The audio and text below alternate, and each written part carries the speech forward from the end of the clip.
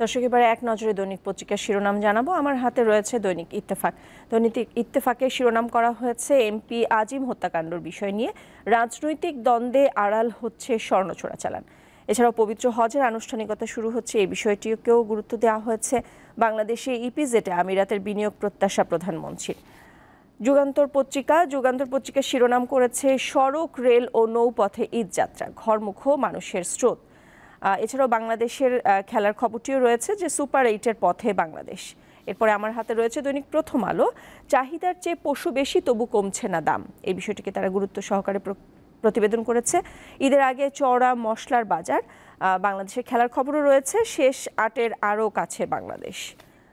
এবার দৈনিক কালের কণ্ঠ গরুর দামে নৈরাজ্য সাদিক এগ্রোর।